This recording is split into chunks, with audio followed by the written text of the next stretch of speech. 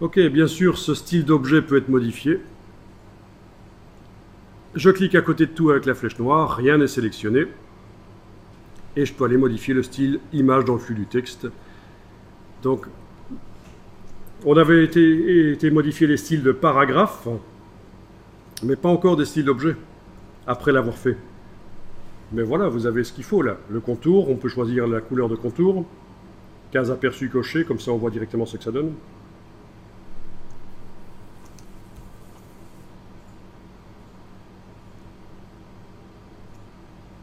Ok. Donc c'est le style d'objet. En n'ayant rien qui est sélectionné, on double-clique sur le style d'objet image dans le flux du texte. Et vous avez le choix d'aller modifier l'épaisseur de contour, etc.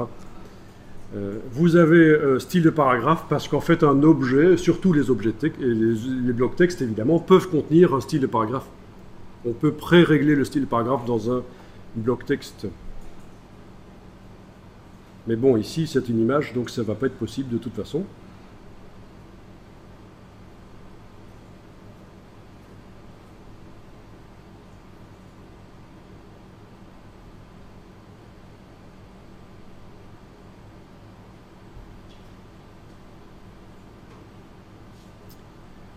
Voilà, voilà.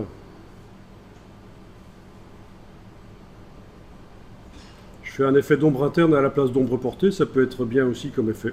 Avec un petit contour gris en plus, noir, 45%, 2 points, ombre interne, vous voyez, ça donne l'impression que c'est des trous dans la mise en page avec... voilà. Donc voilà, on est d'accord que c'est de très mauvais goût ceci. Ceci dit, pour certaines publications, écoutez, si je fais une publication pour un parc d'attractions qui accueille des enfants de 6 à 16 ans, ce sera mieux que de faire un document sérieux, genre rapport d'entreprise. Voilà, ça peut être plus ludique que ce genre de choses. Donc il faut que ce soit adapté. Mais à ce propos, il y a un site très intéressant. Ça s'appelle 60 millions de graphistes. 60 millions de graphistes. Aujourd'hui, tout le monde peut devenir graphiste, suffit de savoir double-cliquer.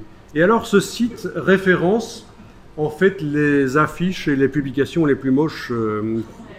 Donc vous irez voir, il y en a plein, les exemples à ne pas suivre.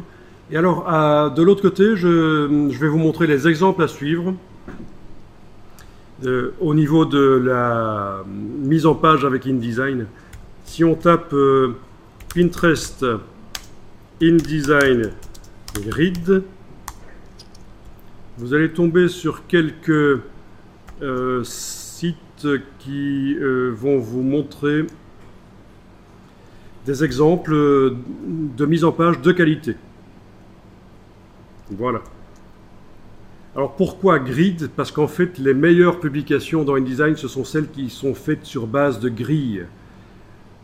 Les grilles modulaires. Donc ça, c'est du InDesign avancé quand vous voulez faire des publications.